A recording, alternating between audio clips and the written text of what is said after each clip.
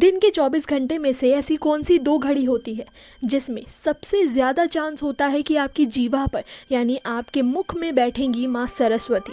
क्यों कहा जाता है कि वसंत पंचमी वाले दिन यानी आज के दिन नहीं करनी चाहिए पढ़ाई, और क्या ये बात सच है या नहीं? चलिए श्रोताओं, आज की इस वीडियो में हम यही जानने का प्रयास करेंगे और मैं आपको बताऊंगी ऐसी दो घड़ी जिसमें आपके मुख पर बैठेंगी माँ सरस्वती।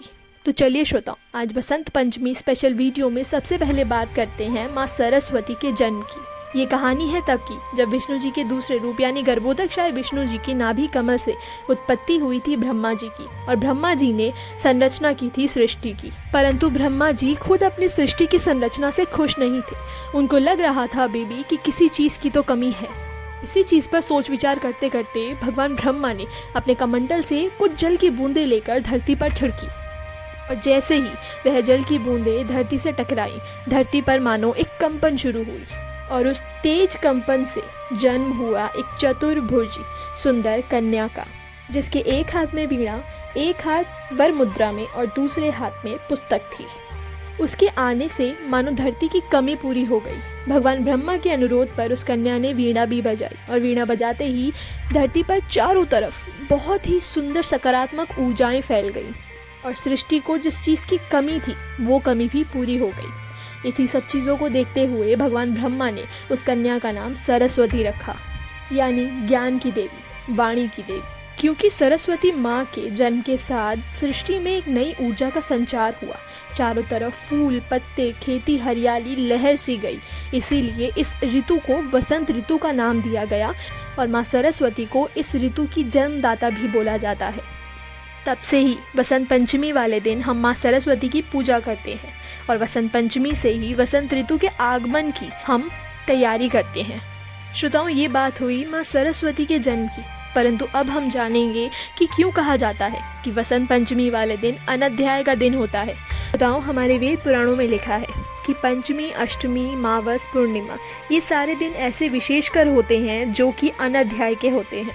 अब अनध्याय का अर्थ होता है ऐसा दिन जिस दिन हमें पढ़ाई यानी अध्ययन नहीं करना चाहिए, अध्ययन नहीं करना चाहिए। इसी कारण से कई लोग आज के दिन छुट्टी मनाते हैं या फिर नहीं पढ़ते, परंतु मैं उन्हें यह बताना चाहती हूँ कि हमारे वेदों पुराणों में अनध्याय बोला गया है हमारे वेदों के लिए, यानी आज के दिन वेदों और पुराणों का अध्ययन नहीं करना चाहिए।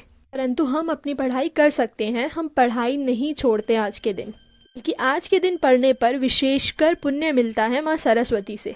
बहुत सी जगहों पर तो आज से ही बच्चों को अक्षर ज्ञान पढ़ाना शुरू किया जाता है। श्रोताओं, वीडियो को अंत करने से पहले मैं अब आपको बताने वाली हूँ कि पूरे दिन में ऐसा कौन सा समय होता है जब माँ सरस्वती का हमारी जीवा में बैठने का सबसे उत्तम मुहूर्त माना जाता है या फिर घड़ी मानी जाती है।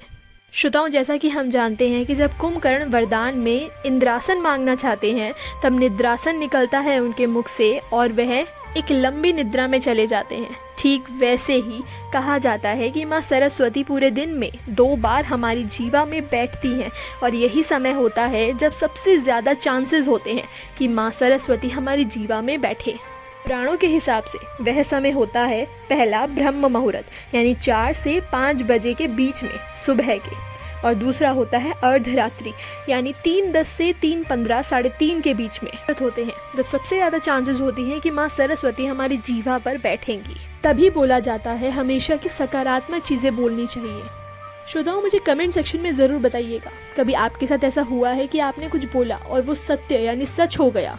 तब तक के लिए मैं आप सभी से आज्ञा लेना चाहूँगी, फिर लौटूंगी एक नई वीडियो के साथ। तब तक के लिए आप सभी को वसंत पंचमी की हार्दिक शुभकामनाएं।